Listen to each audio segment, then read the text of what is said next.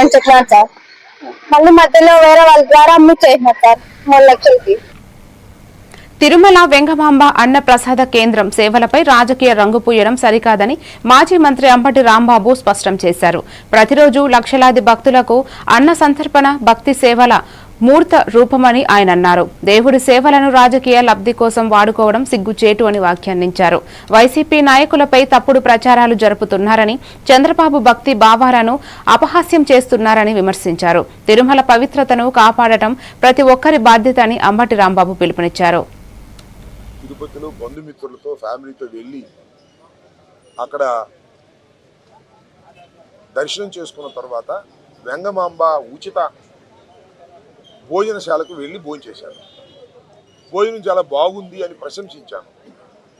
నీట్గా జరుగుతుందని నేను చెప్పాను.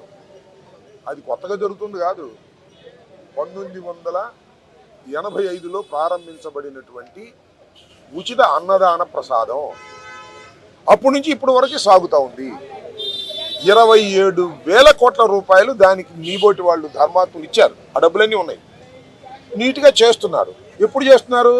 బిఆర్ నాయుడు వచ్చిన దగ్గర నుంచే చేయట్లా, కూటమి ప్రభుత్వం వచ్చిన దగ్గర నుంచే చేయట్లా, 85 నుంచి చేస్తున్నారు. ఇవాళ నేను అది ప్రశంసిస్తే ఈ ఎల్లో మీడియా బిఆర్ నాయుడిని మెచ్చుకున్నానంట. బిఆర్ నాయుడు నేను మెచ్చుకుంటాను? బిఆర్ నాయుడు ఏమన్నా భక్తుడా?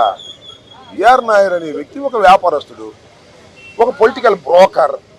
ఆ బిఆర్ నాయుడిని నేను మెచ్చుకున్నానని, ఆ బిఆర్ నాయుడికి ప్రశంసలు అందించానని ఎవరు చెబుతున్నారు? బిఆర్ నాయుడు ఛానల్లో చెబుతున్నారు. నా ఛానల్లో పెట్టుకున్నాను తీసుకెళ్ళి. ఎందుకని ఇలా చేస్తున్నా నాకు అర్థం కాల. నారా చంద్రబాబు నాయుడు గారు కూడా దైవాన్ని వాడుకుంటున్నాడు. ఏ విధంగా రాజకీయ